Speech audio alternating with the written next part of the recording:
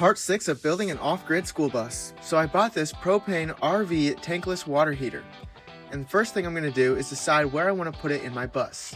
So after I measure the size of my water heater, I go inside and drill 4 holes through the bus where I'm going to put it. And then I use an angle grinder and a sawzall to cut the hole out. Once I've gotten the water heater in the hole, I use Quad Max to go around it before I screw it into the bus. And then I do the same thing for my water intake / air outflow. This is where I will be able to hook up my garden hose and fill up my water tanks. The water goes in on the right and the air comes out on the left.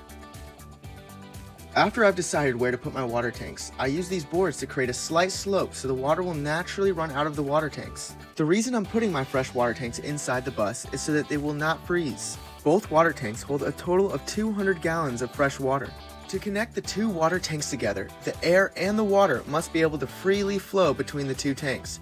Otherwise, it could explode. So I use 1.5" PVC to connect the top and the bottom of the water tanks. The top connection is for the air to flow, and the bottom connection is for the water to flow. Now I'm using PEX to put a drain with a shutoff so I can empty my water tanks if I want to. And when I drill through the floor of my bus, I make sure that I'm not drilling through the gas tanks. Next, I connected my air outflow and my water intake. I just use a clear tube for the air to go out, and I use PEX for the water to come in. Now to run my water lines out of the tanks, first thing I do is put a shutoff so I can turn off the water. Then I run it through this filter which keeps debris out of the pump. And then this is my water pump, and then this is an accumulator tank which holds pressure so the pump doesn't have to work all the time. After that, I tee off my cold water line in 2 directions. One is going to run into my water heater, the other is going to run the cold water to the rest of the bus. And I always make sure that my water lines are slightly sloped in one direction because I'm going to put a drain at the lowest point so that I can drain all the water out of the lines if I'm afraid of it freezing. I run all my hot water lines out of my water heater.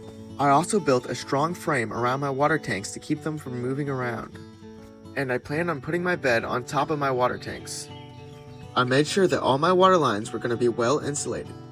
And as you can see, I use these metal plates to keep my water lines from getting nailed. Next, I run my water lines into my shower valve.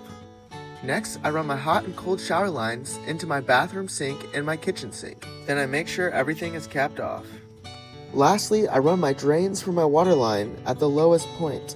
I just tee off my water lines, run it through the floor, and put shutoff valves. Now we get to see if it works.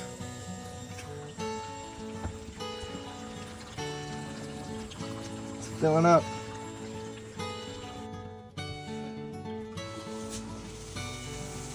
We got running water in a school bus.